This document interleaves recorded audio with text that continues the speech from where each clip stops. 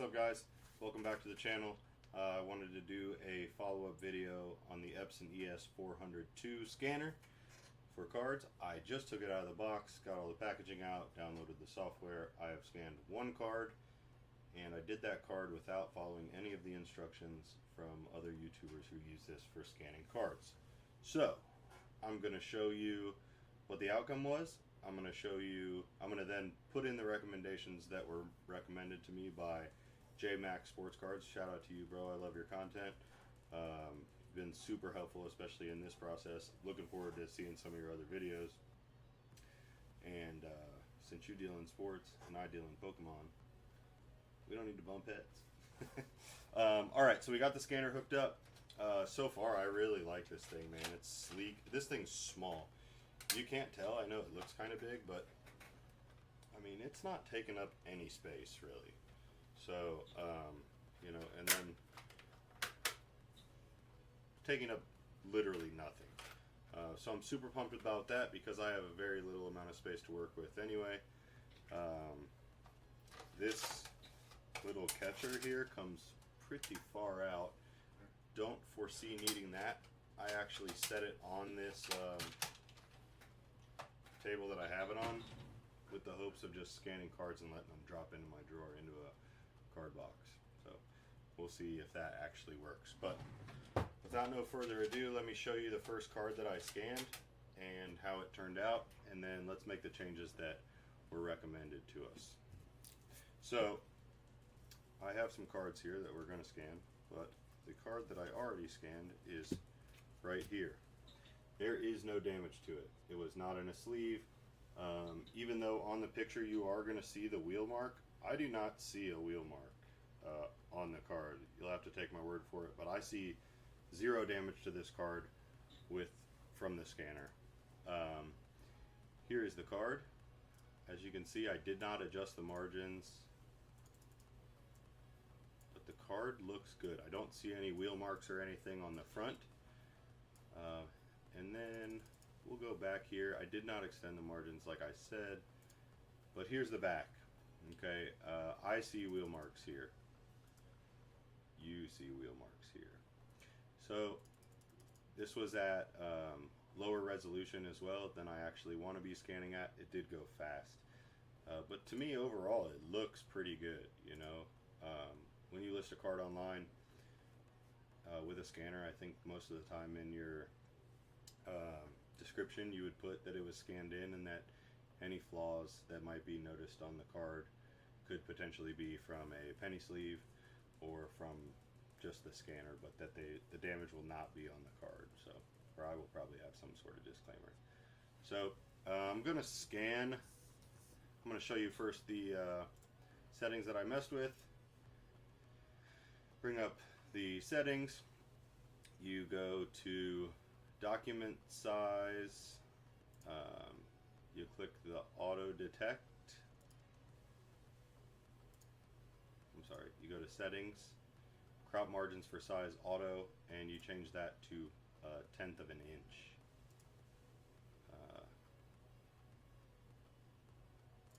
So there's that. Sorry, I got distracted by whatever that pop-up was. Image type auto, resolution I bumped to 400, so it is going to slow it down a little bit, but it's going to be a little bit better quality. And then the last thing that you switch is detect double feed from on to off. I don't know why, but again, my guy from YouTube said this is the way to do it. So all you do is you save that and you close it and you're ready to rock and roll. So let's I've got some different cards here, different glosses, different finishes. I've got some penny sleeves on them. I don't want to break the scanner, so I'm going to actually take out the wheel. This is kind of the same thing that is recommended on the Fujitsu or the Ricoh 8170.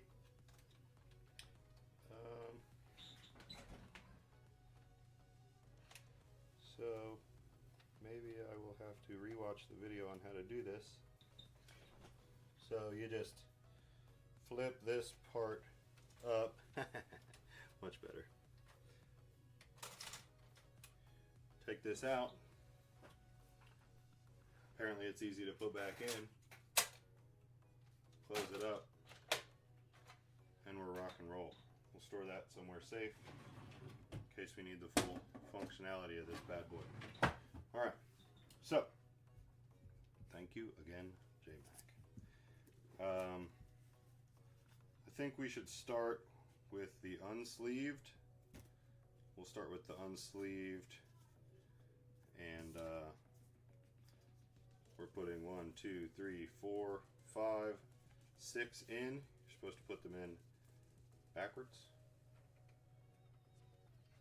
6 fits. Looks like we're good. Let's scan them. Here we go. Shit. Back. Rotate. Right. Scan. Scan double-sided.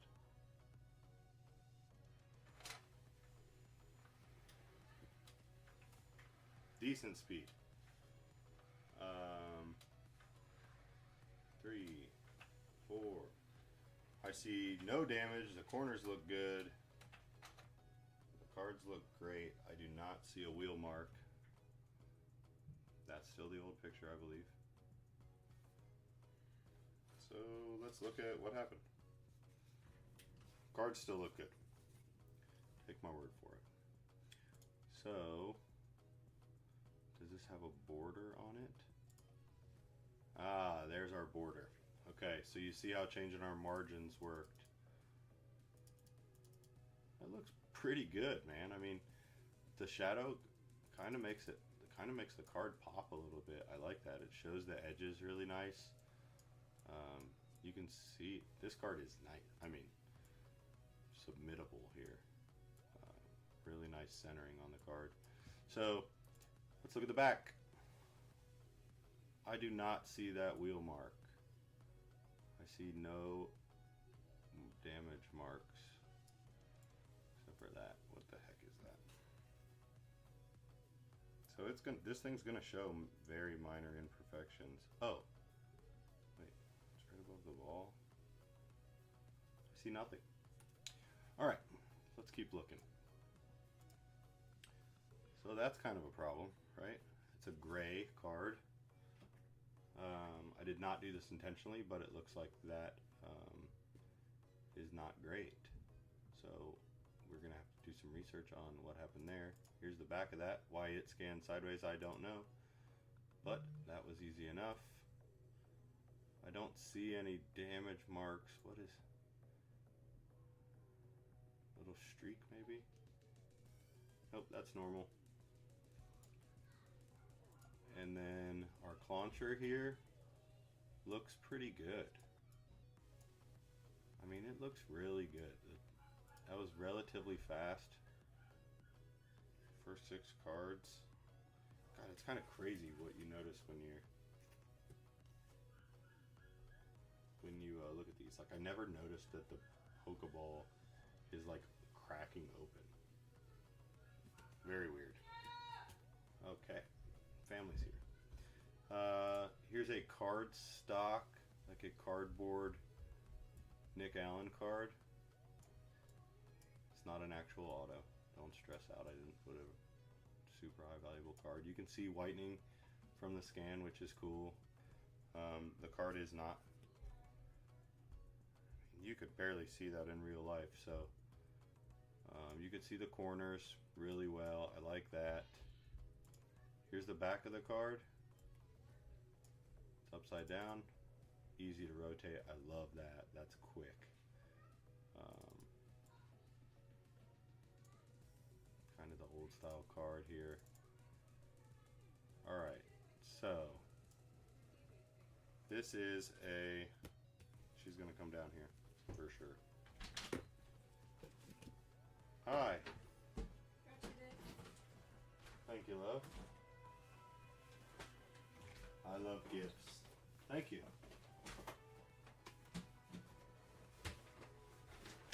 Those are nice.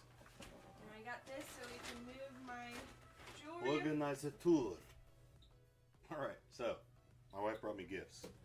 She's very sweet. Some bins to organize stuff. She knows I like things neat. everything's got to be kind of have its own place. So back to Cattell Marte Diamond Kings. You can see that this card is pretty glossy, right? I mean, it's got some gloss to it. This scan, you can't quite see that. So it's going to require some research, and maybe I should scan over a hollow Pokemon card. I will do that when we do our sleeved ones. Let's look at the last one. The back looks super nice, super clean. I love the margins. I think the margins look good. There we go. Wand looks good. You can see that right there. That's crazy. Like, you could barely, you can't see that in real life. Or maybe it is. That's actually just a coloration. That is part of the card right there. The corner, you can see the damage to the corner. So this is pretty good for being able to assess a card. That looks like dookie, but again, it's because the back is in gray. So it doesn't like the gray. We'll do some follow-up on the gray. Which is going to make these two really interesting because they're kind of gray washed cards. So we've got this one. It's glossy. This is in a penny sleeve, and this one's like almost a black and white gloss in a penny sleeve. We'll take this Hearthflame Mask Ogerpon EX. It's got some color to it. We'll run that one through. We'll see how these turn out. So yeah, I guess we want to go backwards. For some reason those ones scanned upside down, but we're going to open this up a little bit. We took that wheel out, which is what should allow us to scan these penny sleeves. So we're going to scan them. Scan double-sided. I guess if you know, I mean yeah, I guess if you're selling cards, okay, so we got our first problem. The card is in the scanner, but not in the penny sleeve any longer. It stripped her right out. Card's not damaged, but this is why I did it with these. This is why I did it with these cards. Okay, so we're jammed up. It's not damaging the card, which is cool.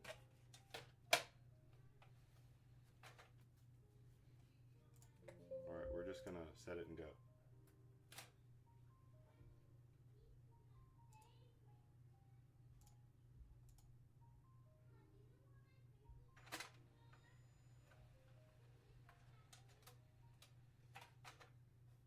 One way to get a card out of a penny sleeve, I'll tell you that. Alright, so type penny sleeves. EPSON ES402, you're going to need tighter penny sleeves. So that's good to know. I'm going to have to invest. So let's take a look at these scans and see how they turned out.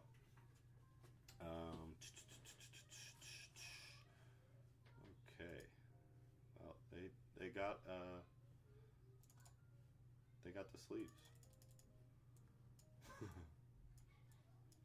So as you can see, the gray and the holographic is giving us some fits here. So we're going to have to figure out what settings we need to use. What's the back look like? Back looks good. Back looks really good.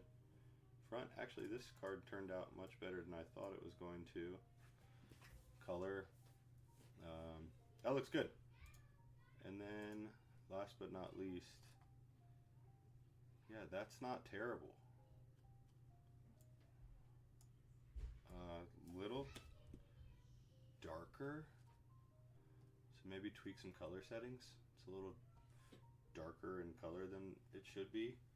So we're going to find out what the settings are, and I'll link the best video that I can find for the color settings here, or I will update you on color settings. But other than that, quick update on how everything else is going. Card sales are going pretty good. We are at total of $225.31 profit. That is with 9 TCG player sales and 5 eBay sales.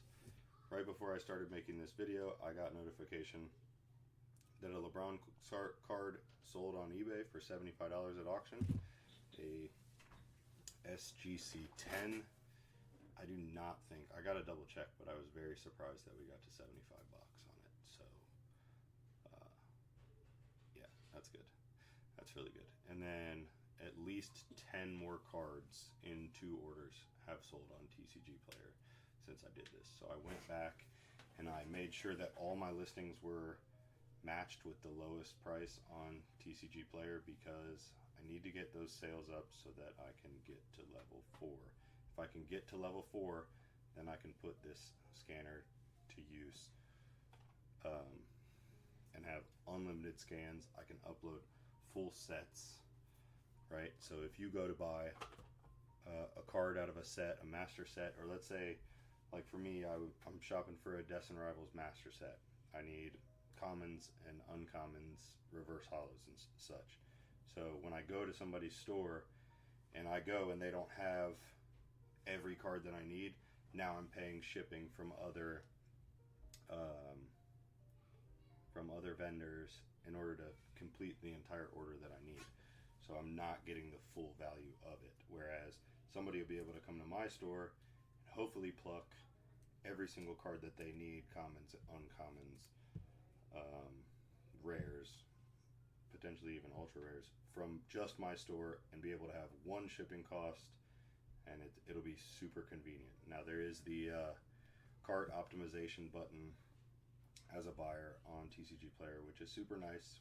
It gets your cost down, but now you're buying from different vendors, and some of those might not have pictures. You might be a shopper who only shops for cards with pictures. But yeah, overall it's going pretty well, but I think this number just went up at least by probably $100 bucks, maybe more. I think the TCG, the one order on TCG was about 20. The other one was like $3, and then the eBay LeBron just sold for like 75 bucks. So factor in fees and whatnot, then we will. As you can see, like here's my fees. Fees on TCG so far. Fees on eBay, and then shipping costs on eBay. So, going pretty well for the amount of time that we have invested here. So, thank you for watching the video.